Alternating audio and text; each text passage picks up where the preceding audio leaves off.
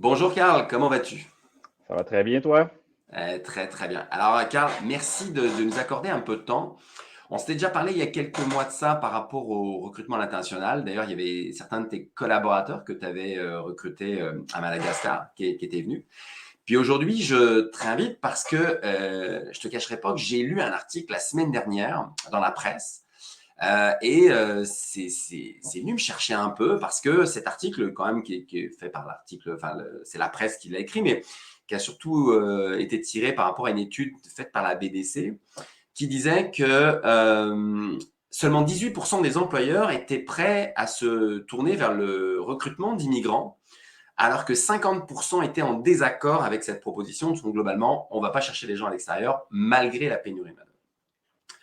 Puis là, on ne se mentira pas, au Québec, on vit une vraie problématique avec la pénurie de main-d'œuvre. Il y a des services qu'on ne peut plus avoir.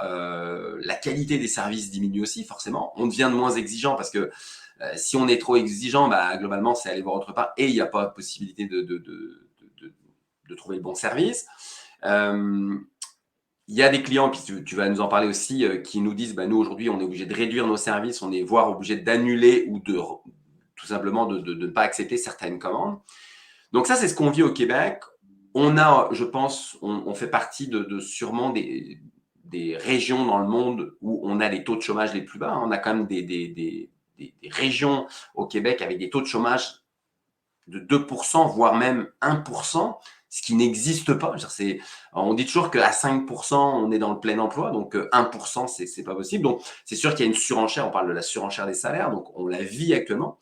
Mais avant de rentrer dans le vif du sujet, aujourd'hui, cette pénurie de main-d'œuvre, elle touche non seulement le Québec, elle touche le Canada. Elle touche le Canada de façon aussi très importante, hein. On le voit qu'aujourd'hui, il y a, je crois que c'est 39% des entreprises ou des chefs d'entreprise qui disent que dans les 12 derniers mois, ils ont fait face à une grande pénurie de main-d'œuvre dans les 12 derniers mois, en sachant qu'on sort de la COVID.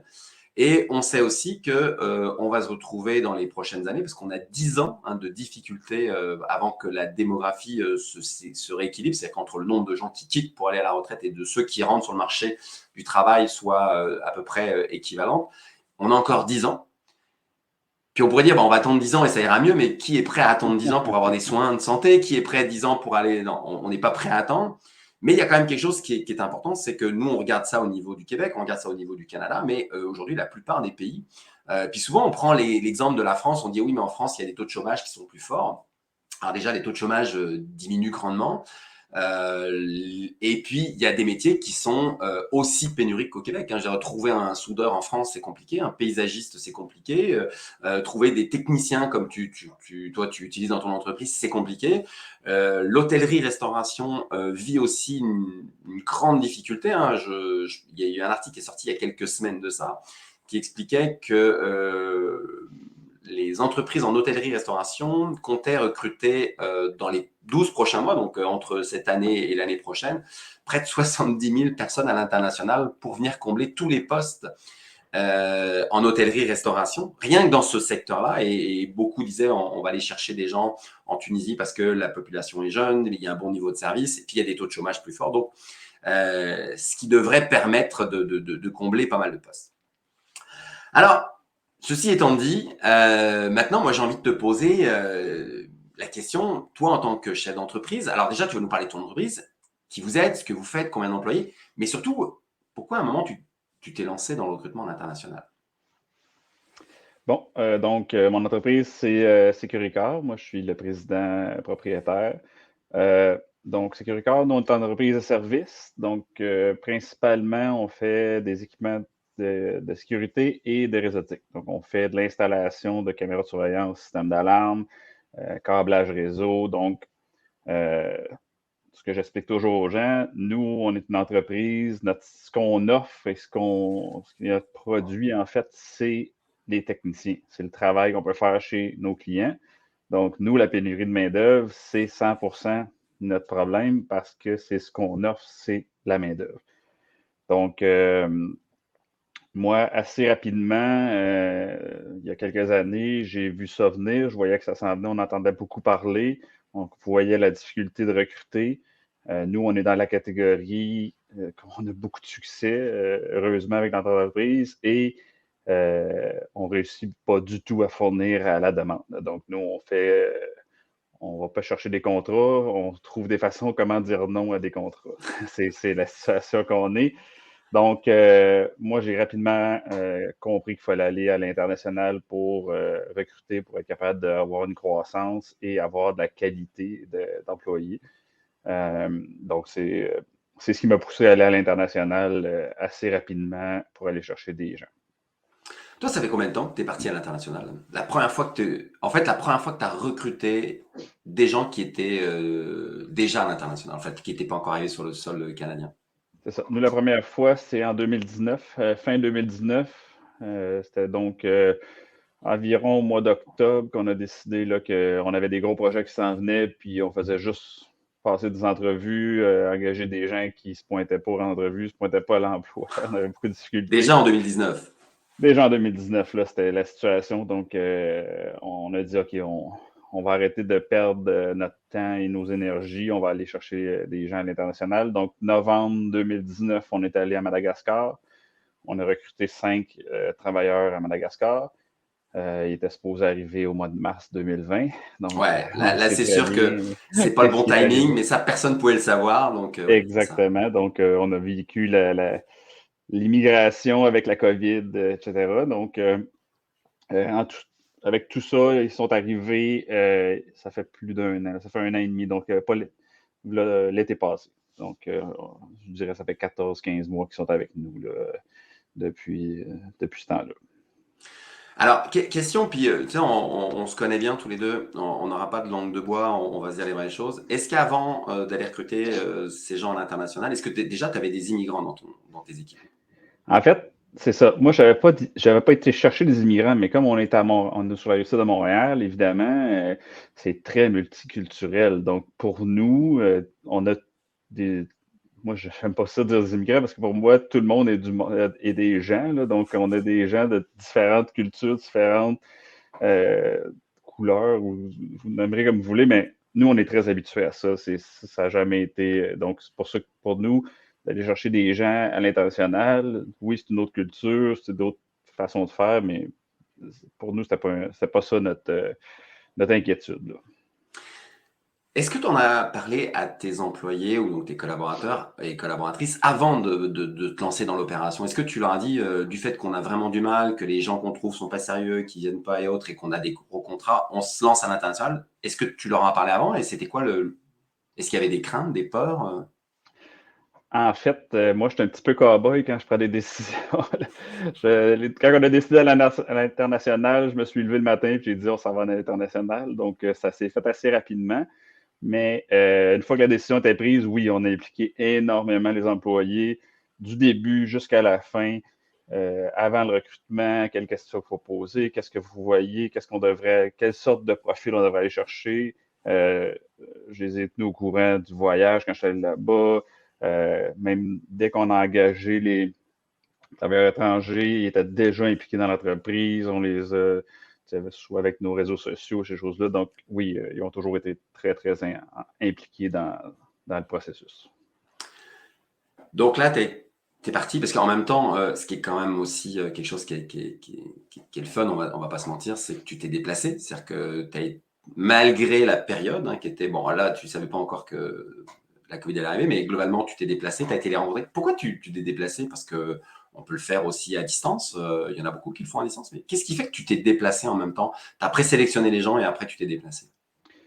C'est ça. En fait, l'agence avec laquelle on faisait affaire, eux, à l'époque, c'était primordial de se déplacer, sinon ils ne voulaient pas qu'on y aille faire affaire avec nous. Moi, j'ai voyagé beaucoup dans le monde, là. J'ai fait beaucoup, beaucoup de pays. C'était super important pour moi d'aller voir les gens parce que on ne fait pas juste engager, on ne fait pas juste acheter des choses, là. On engage des personnes. C'est des personnes. Donc, il faut vraiment. Puis en plus, ils vont être ici. Nous, notre inquiétude, là, la grosse inquiétude qu'on avait, c'est de ne pas sélectionner les bonnes personnes. Donc, parce que le coût, le déplacement, on va être sûr qu'ils sont ici pour longtemps. Il fallait être certain d'avoir les bonnes personnes, d'avoir des personnes qui allaient être heureuses d'être ici aussi, de bien décrire le travail qu'elle allait avoir à faire, puis qui étaient d'accord avec ça. Puis je pense que ça, ce feeling-là, on ne peut pas l'avoir par vidéoconférence. Donc, la première fois, on est allé et je suis retourné il y a environ un mois pour aller faire une autre mission. Et encore une fois, nous, c'était à Madagascar qu'on recrute. C'était très, très difficile à la Madagascar pour les conditions politiques, etc. Mais pour nous, c'était non négociable. On n'aurait pas recruté si on n'aurait pas été sur place pour rencontrer les gens. Puis, c'est ça, parce qu'il y a tout le monde qui a passé des entrevues vont se rendre compte de ça. Là. Il y a plein de choses qu'on découvre face à face en jasant avec des gens qu'on peut identifier des meilleurs candidats ou des moins bons candidats pour certaines choses. Donc, pour nous, c'était super important d'aller sur place. Bah, c'est sûr, Karl, tu l'as dit, hein, tu fais les choses quand l'idée est là, on n'attend pas 3 semaines pour le faire, hein, c'est maintenant. D'ailleurs, tu es même parti assez rapidement en France pour rencontrer des candidats, de façon à pouvoir, je pense que tu en as sélectionné un qui devrait arriver début d'année. Aujourd'hui, là, constat, ça fait donc là, j'imagine que tu es assez satisfait, hein, si tu renouvelles l'opération plus d'1 an plus tard, c'est que… Mais… un an plus tard, c'est quoi ton constat avec ces gens que tu as fait venir, que tu as intégrés, que vous avez formés, que j'ai eu l'occasion de rencontrer à plusieurs reprises, mais c'est quoi votre constat?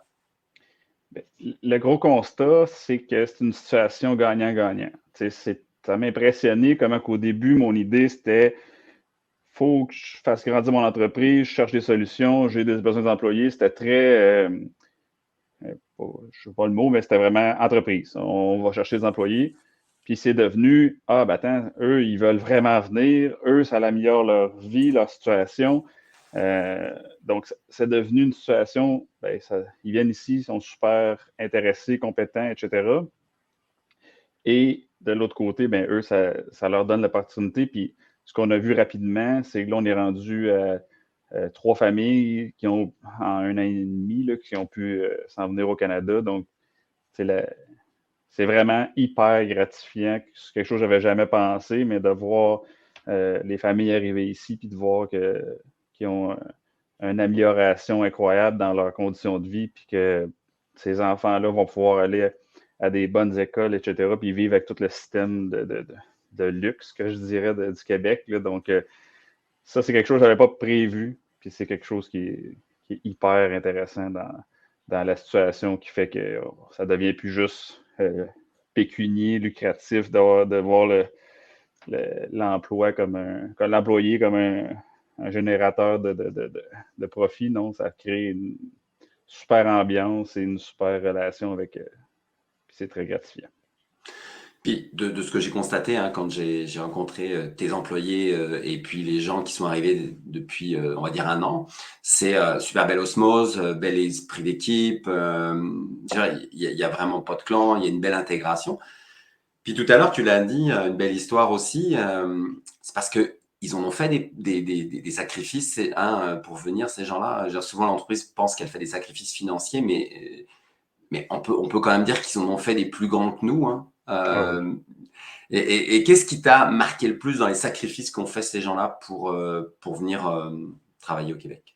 Mais c'était dur.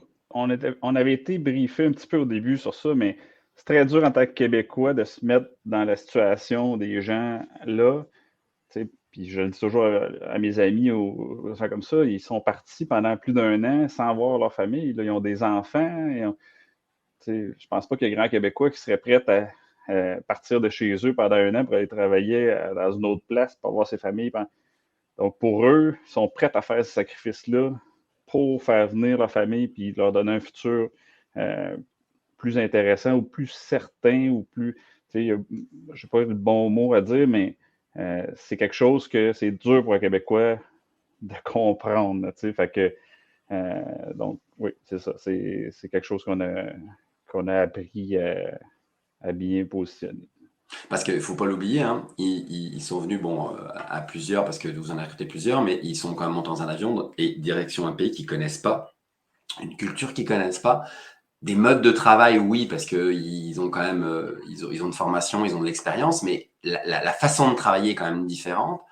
C'est vraiment un saut dans le vide. Et puis, comme tu dis, ils laissent leur famille derrière. Vous avez eu aussi un cas qui est quand même assez extrême, c'est que un des candidats que vous avez retenu, sa conjointe, elle aussi avait été retenue pour un autre poste alors qu'ils avaient des enfants. Et raconte-moi un peu comment ils se sont organisés, parce que quand on parle de courage, moi je trouve que c'est un bel exemple aussi.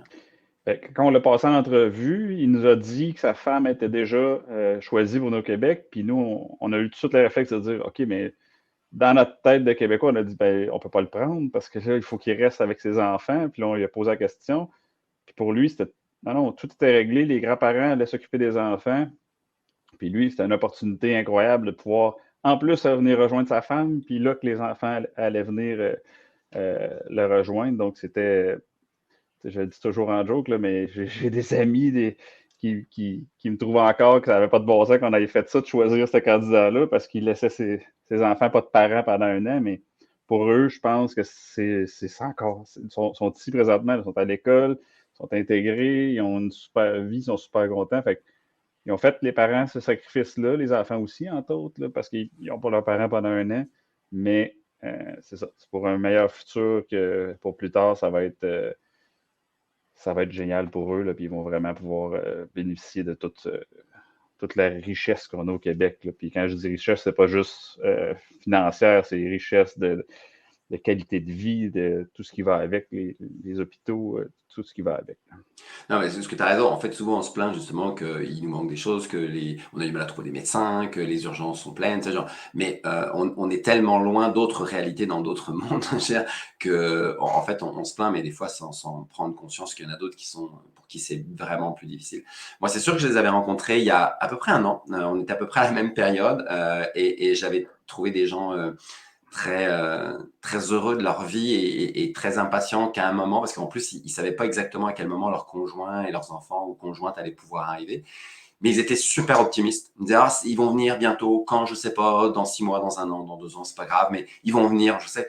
Puis, en fait, ils étaient arrivés en ouvrant un peu la voie. Donc, et comme tu dis, est-ce que nous, en tant que personne, on serait prêt à ce sacrifice-là? En tout cas, pour moi, je ne suis pas certain, mais on ne vit pas non plus les mêmes réalités qu'eux, donc peut-être qu'il faut passer par ça. Aujourd'hui, on parle toujours de fidélité des employés, on parle il faut appeler un retour sur investissement. Tout à fait. Aujourd'hui, est-ce que ces gens que tu as recrutés, ils sont toujours là? En fait, oui. Moi, les 5 qu'on a recrutés, ils sont avec nous. On a un visa, en fait, de 3 ans avec eux. Fait que, théoriquement, s'ils veulent plus rester avec nous, là, j'ai appris que c'est pas tout à fait vrai, mais théoriquement, ils peuvent pas s'en aller. Donc, ils sont avec nous, mais je pense qu'ils sont, en tout cas, ils sont super heureux. Puis je pense pas qu'ils voudraient s'en aller, même s'il y avait l'occasion. Là. Tu parlais de changement. Là. Nous, en plus, on est une entreprise qui s'en va vers une entreprise libérée, auto-organisée.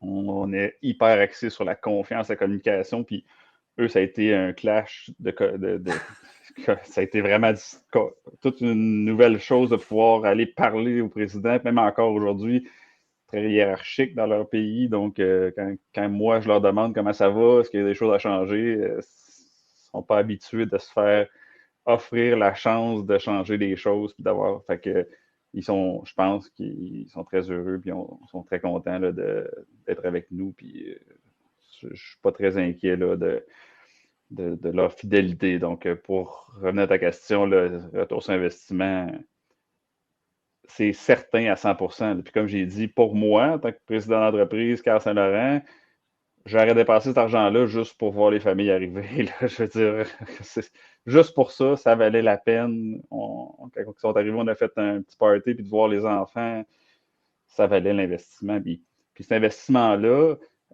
là, c'est parce qu'on le voit, parce qu'il faut faire un chèque pour le processus. Ouais. Mais quand on engage des employés québécois, c'est souvent un coût qu'on ne voit pas parce que c'est comme caché dans le temps qu'on perd, ces choses-là. Mais Exact. d'engager des employés québécois qui durent 2 semaines puis qui s'en vont ou qui font juste pas se pointer à la première journée de travail ou qui travaillent une journée qui s'en vont, tout le temps qu'on prépare, qu'on passe du temps, les gens ne se rendent pas compte, mais c'est un coût énorme. Là, puis Exact. c'est un coût aussi psychologique pour ton équipe. Quand les fois, ils commencent à travailler avec un gars, ils le forment, puis il s'en va.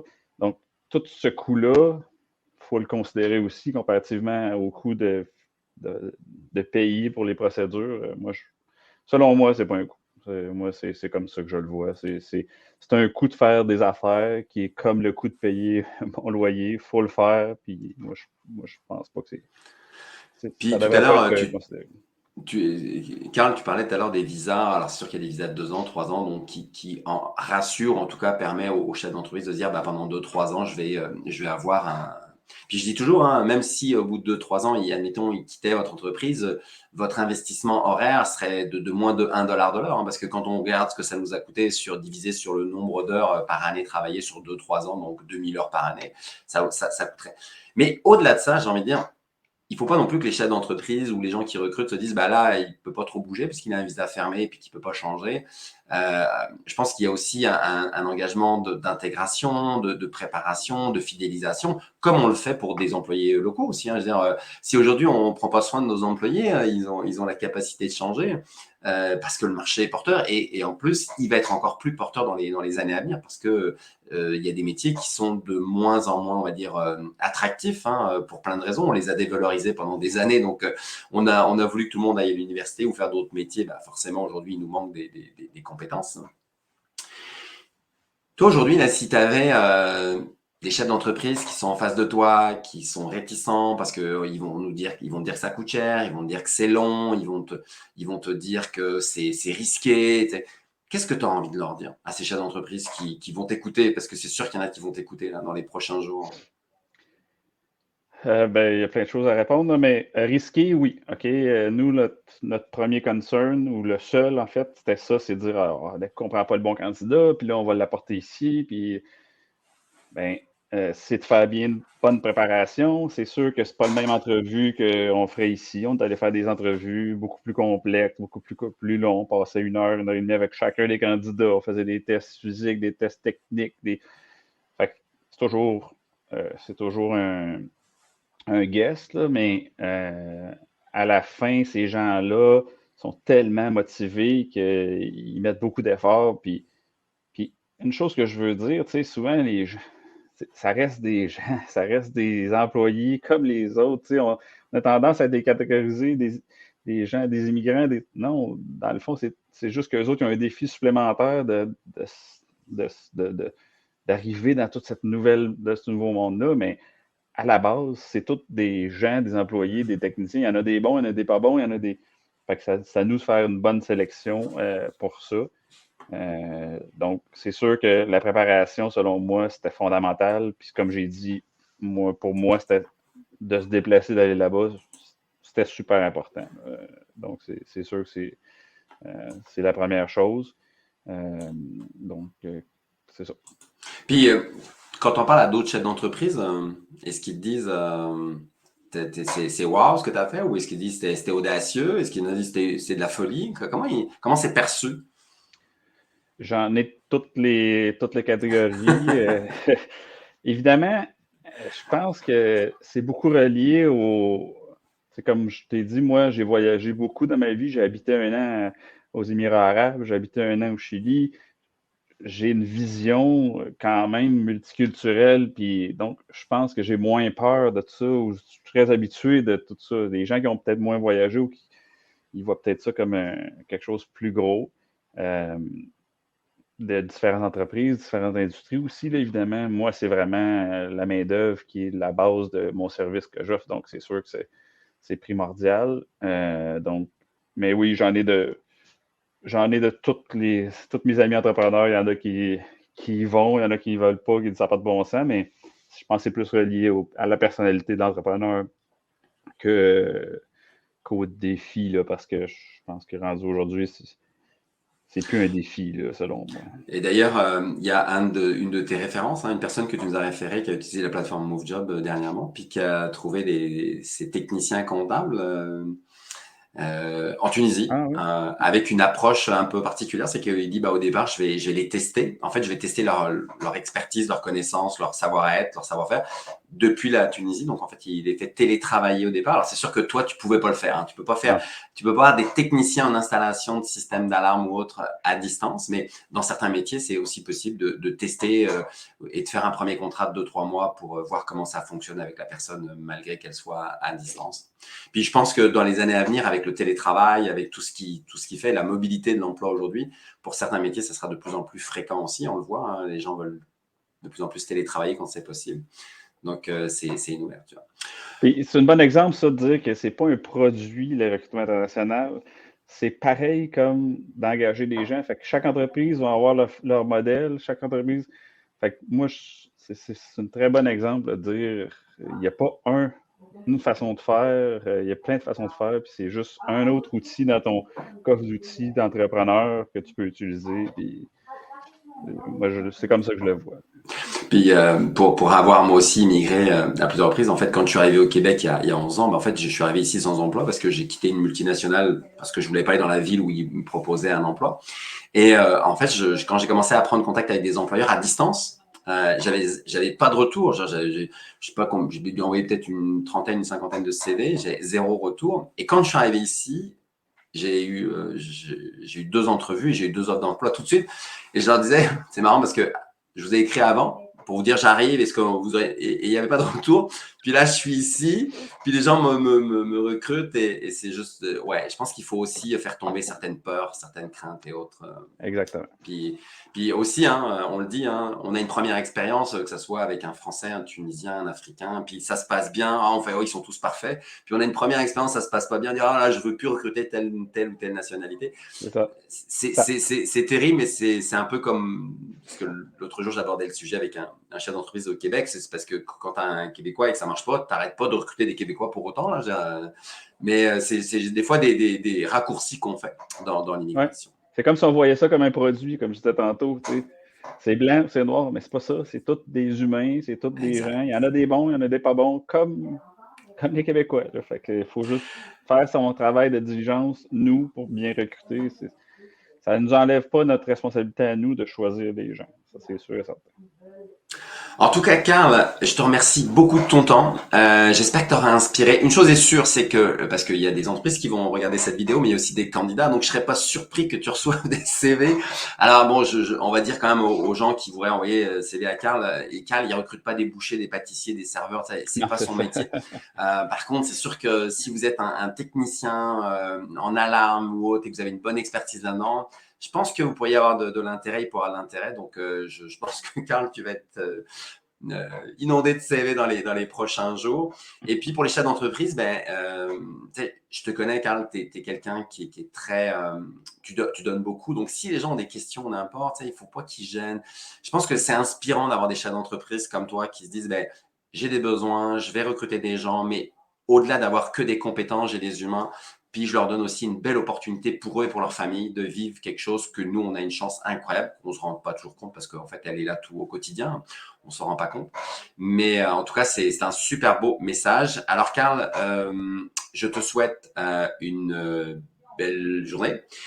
On arrive à la période des fêtes, donc je te souhaite de joyeuses fêtes si on ne se revoit pas ou on ne se reparle pas. Et puis, à très bientôt en 2023. Merci. Je te souhaite à bientôt. à toi aussi et à tous les gens qui vont écouter. Merci, à bientôt. Merci.